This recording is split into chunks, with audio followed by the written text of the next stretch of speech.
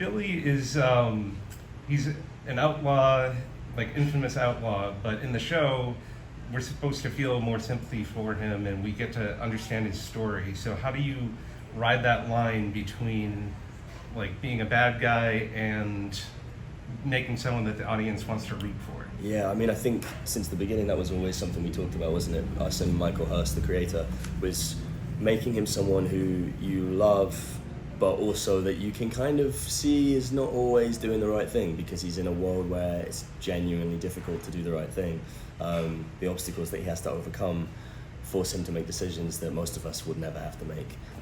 So I think it's always been about kind of humanizing him as much as we can and making him a conflicted character. Like, I'm not interested in playing one-dimensional characters ever, and I tend to be drawn to people who are kind of like anti-heroes. You know, they can be heroic, but they can also tread that line into villainy sometimes because they have to.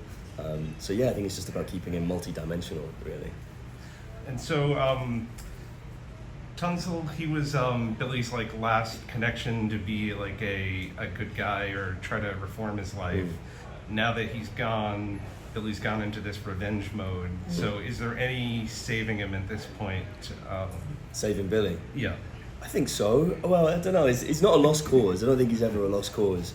But I think he's on a bit of a slippery slope, and like the death of Tunstall is definitely the catalyst to kind of send him down the route of like being a real outlaw. You know, like he's been fighting the outlaw life for a while, and I think losing Tunstall makes him kind of go, okay, like if you're gonna make me an outlaw, I'll be an outlaw. You know.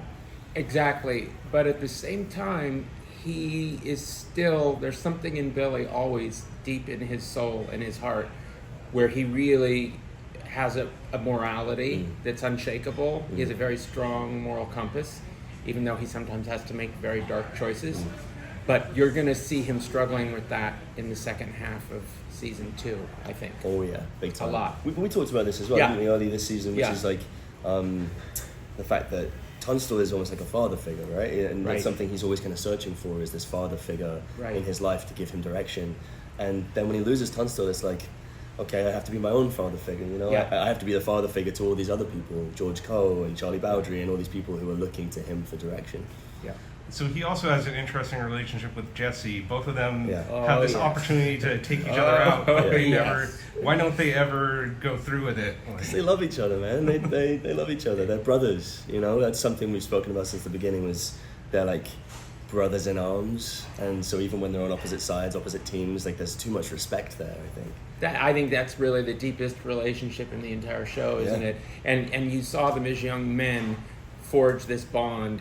He was kind of Billy's big brother in a sense when you two first meet, and he's the first. I mean, it's with Jesse that Billy, for the very first time, crosses the line into a sort of criminal life. In many ways, like Jesse was the first father figure he had after his father died on the trail in season 1.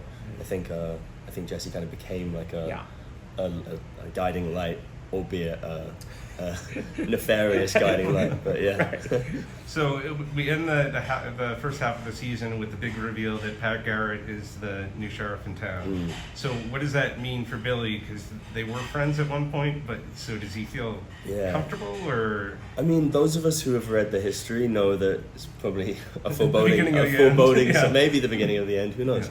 In certain tellings of history, there are conflicting stories. There are conflicting stories, but we know that one way or another, Pat is going to bring some interesting, some trouble to town, I think, for Billy. Indeed. And I think, at least when we pick it up in part 2 of season 2, I think Billy is looking towards Pat as maybe like a savior, someone who can bring some calm to the stormy town and like restore order, I think. I agree, and I love that what you were saying about your character and never quite knowing, you know, which is unpredictable and interesting and multifaceted.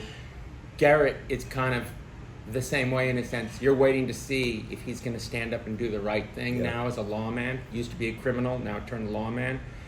And he seems to be willing to do that. And things get a little fluid and interesting as they go. As always, in the West. Yeah.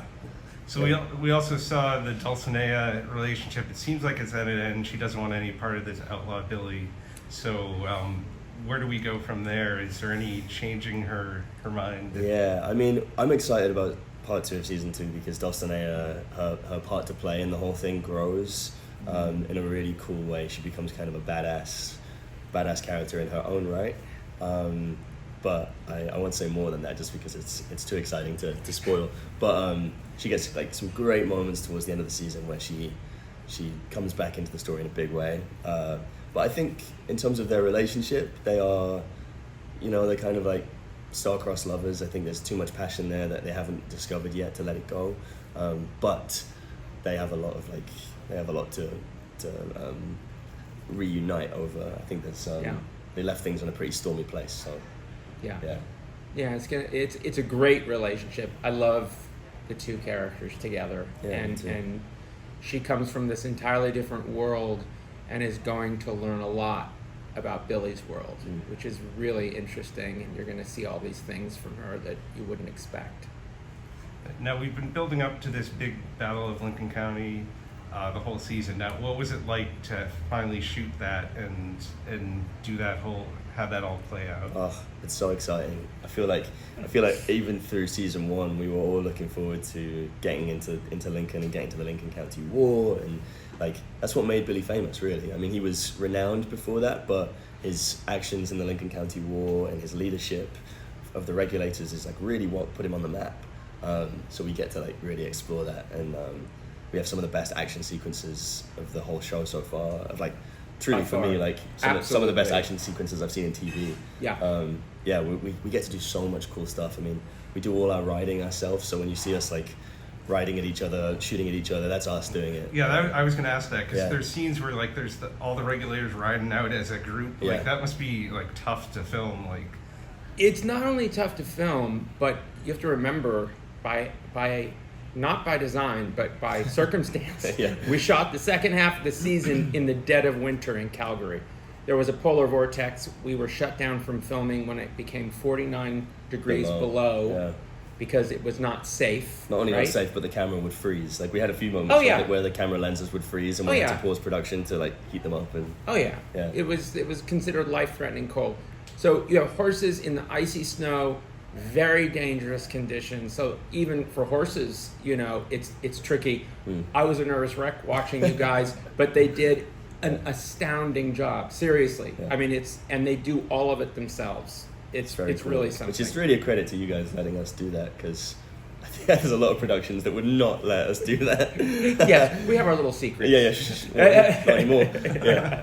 I mean, it must be easy to get into character, because the sets and everything are so amazing, and you're just transported right back. I mean, we're really lucky that it's all practical. There's no green screen, We have no soundstage. No sound. Everything is practical. We've never shot a single not one frame scene on a stage. Nope. No. It's all practical. It's all practical. It's all in the streets of Lincoln, in these towns that are like purpose-built towns to be used for westerns, and we've added to them and enriched them, and they're huge. They're like streets long, and the houses you can shoot inside and outside.